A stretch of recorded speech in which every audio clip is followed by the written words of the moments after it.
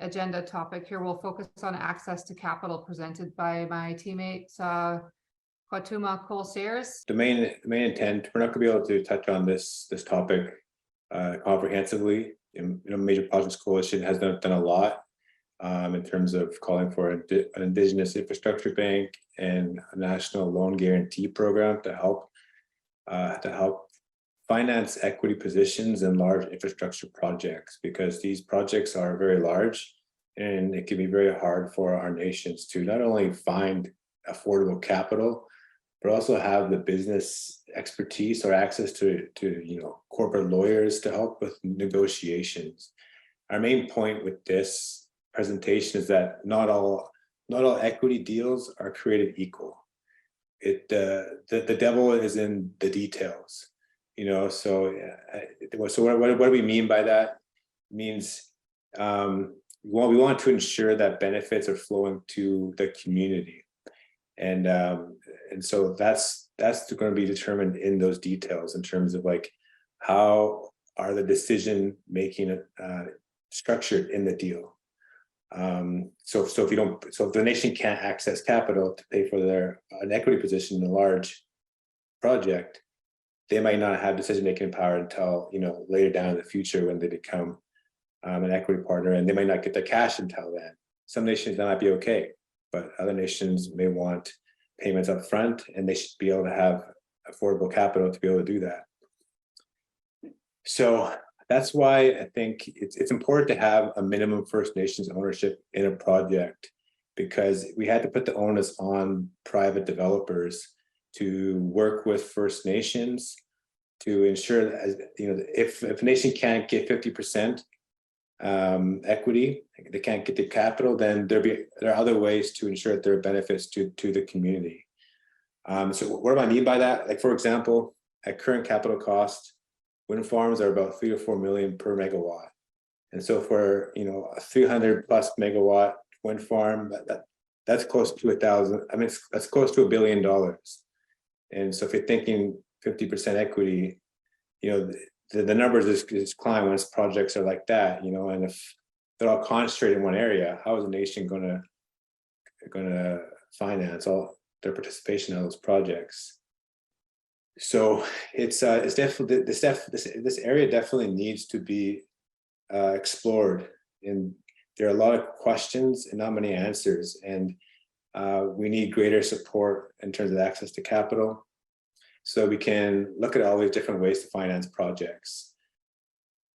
So the Canada Infrastructure Bank is one area, but there are some issues with it that might be a problem. For example, be new or represent significant upgrades to existing infrastructure. Oh, no, not that one. The evidence that no other lender will provide financing at terms and conditions that make the project viable. These type of requirements are kind of difficult. So, I mean, what's the point of having this available? But anyway, major projects has made this point out, and that's why they called for a specific Indigenous infrastructure bank. But we just wanted to highlight that existing grants are insufficient and difficult to access. Next slide, please. So there are many questions that remain on the call for power. There's questions around how do we structure partnerships within these deals, project procurement opportunities, benefit sharing agreements, and for funders, what are the appropriate evaluation criteria? I mean, there has been a call for power in 15 years. There isn't really any, I think there's going to be enhanced and Indigenous engagement on what the appropriate evaluation criteria is. For example, what I mentioned earlier, the decision-making authority.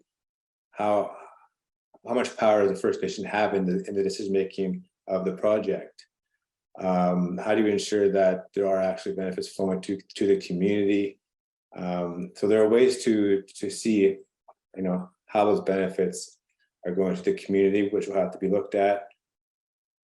And so there are some questions here that we want to keep in the back of your head as we go through engagements. So what barriers will your nation experience participating in these discussions or in accessing capital if these discussions do not result in the design required to ensure First Nations are full participants?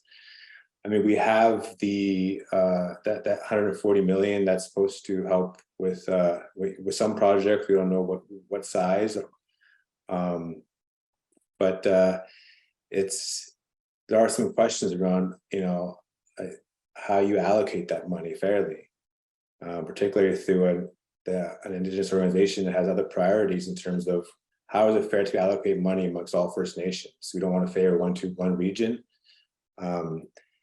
You know, if it's competitive, then it's, you know, it's such a short timeline that our nations aren't really giving a fair opportunity to go to our communities and ask, what are the impact of these projects? How do we want to approach a project developer partner? And what are our community priorities? I mean, we can't do that in 6 months. So that part of it is extremely frustrating, that now our nations could possibly have to, you know, move quickly or miss out. So it is a potentially contentious, and so it is a difficult job that's going to be that BC Hydro has in terms of engaging with First Nations on how are you going to meet the permitting and short timeline on that, because that has to date been the longest portion of these project timelines. And so, and also, I just want to put that in context, you know, as Les McLaren had said earlier, and Maureen Dashuk, that this is just going to be one call of several down the line, because our demand is going to continue to grow. And so I think it's also important to have that in mind, that as we learn on how do we design a procurement that works for our nations, that we can learn from this experience, but that BC Hydro and government should know that we want to build off this one so that the next call will be done even better and not so rushed. So the accessing capital piece is very significant, because that's how we're actually going to build these projects. There are nations who have missed out on equity stakes, like the Coastal Gas Link or the other, you know, other projects where they're not able to find accessing capital. And I only referenced that those projects only in terms of large infrastructure projects. It's hard to find affordable capital. And so, and if BC Hydro is looking for larger utility scale projects, it's going to be hard for nations to have an equity stake in those large projects. So I think that's it for me. The main point is that we should have this as part of the conversation. It's going to be critical to the success for First Nations to actually participate in this call and future calls. And it's just important to keep in mind. So I'll keep it there. And I think we could probably take a quick, I'll leave it to Tricia to go back to the facilitating. But thanks, everyone. Wonderful. Thank you, Cole, for that. And yeah, at the back here in 5 minutes, but thank you, Monique and Bruce, for jumping in and supporting that question there. So good. We'll see you back here at 3 p.m. sharp.